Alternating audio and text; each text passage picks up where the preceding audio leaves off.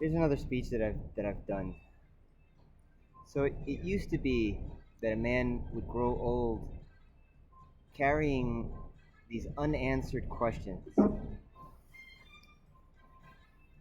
I imagine an old man in a small town in Germany wearing a long pea coat and a little trilby hat in the rain or in the snow, very old, 70 years old, walking to his little apartment on the outskirts of town or somewhere, maybe in the middle of town, I don't know.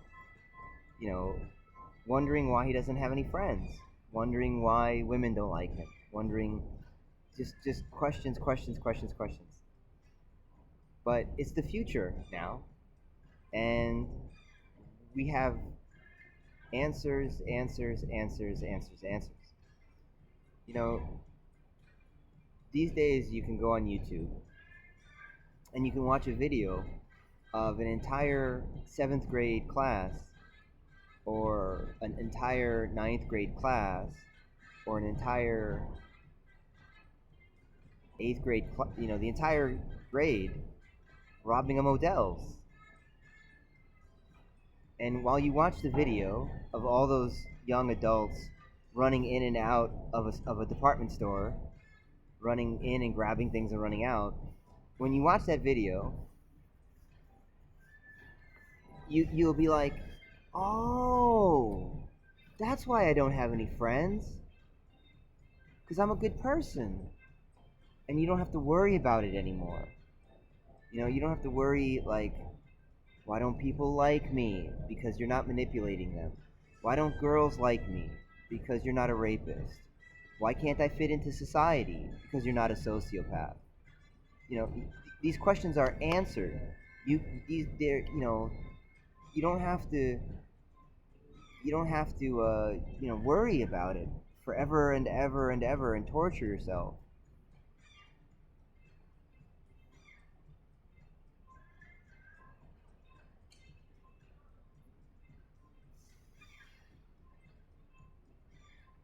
Pickup art.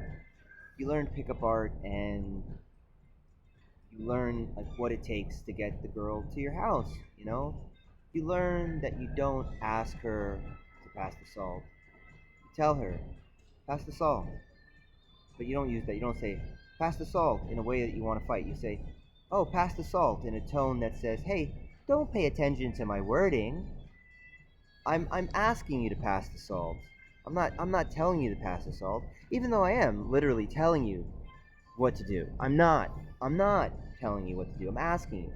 Pass the salt. And you slowly over time pass the salt, open the door, don't look at that guy, and then come home with me, and she's home with you. Um, and then if you're stupid like me and you're looking for companionship the way that I was, then you show her weakness and you stop manipulating her, and she attacks you and she gets incredibly upset with you. And if you are less paranoid than me, maybe she stays around long enough to send you to jail so that you can learn, what are you going to learn in jail?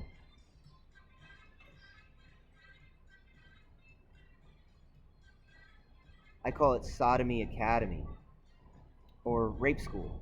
You know, what if I don't get in trouble, but if I did get in trouble, would they send me to art school? No. If I don't get in trouble, but if I did get in trouble, would they send me to business school? No. If I got in trouble and I don't get in trouble, they would send me to rape school. Why? Hmm. Well, these questions used to, they used to elude us. They don't anymore. These questions used to be isolated and occult or isolated and obscure.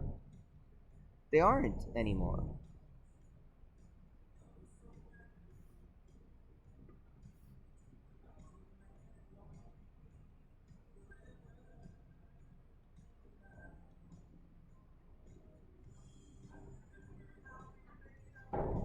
They say no good deed goes unpunished. So you budget. How much good can you survive? You don't stop doing good. You just try to measure out how much good that you can survive being punished for. You prepare yourself to be punished for doing good. You set your mind up. You set your mind up not to learn the lesson that they're about to teach you. And then you do kindness, gentleness, and like what happened to me.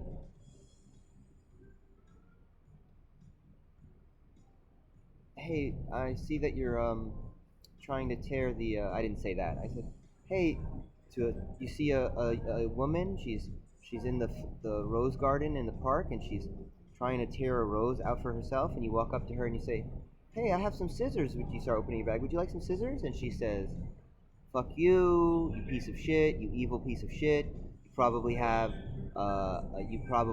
a decapitated head in that bag, and you look at the blonde lady that's in her late 40s, early 50s, who's spouting schizoid, and you look at her and you go, hey, I'm sorry.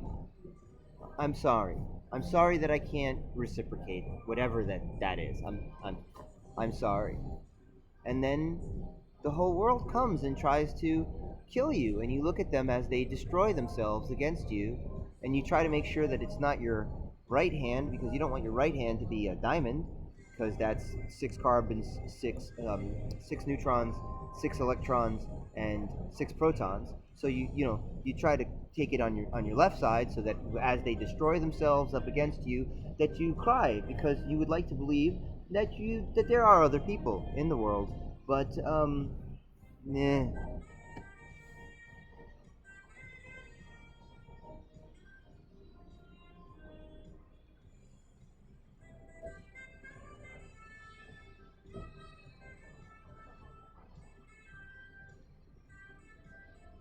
And you long for Christendom. You long for Northern Europe, where people would say, excuse me, how are you? What is your overall mood? Before I even interact with you, please inform me about your mood. What mood are you in? How are you doing? Although I never knew what how are you doing meant. How are you doing means, what mood are you in? I never knew, because I walked around being everyone's culpability toilet bowl. I just walked around going, that's my fault, that's my fault, that bad thing is my fault, that bad thing is my fault.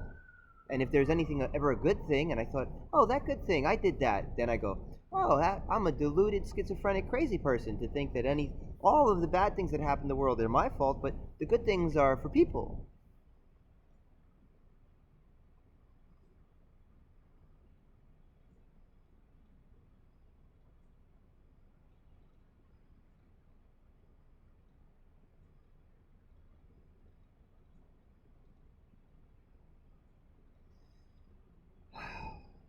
And you remember why it was so easy to read with comprehension that the Antichrist carried a flag of peace. You're like, oh yeah, they're always calling you a troublemaker because you're as innocent as a blank page, and they could write anything on you. And you're just used to that all the time.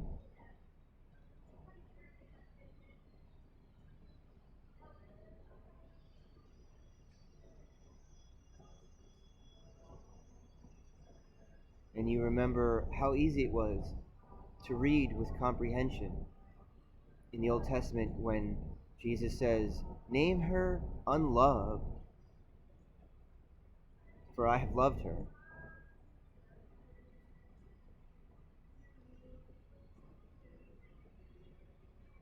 But I don't need to cry. I don't need to feel safe so that I can cry. My sad suicidal bullies who are trying to teach me a lesson that I'm never going to learn, they need to feel safe enough to cry.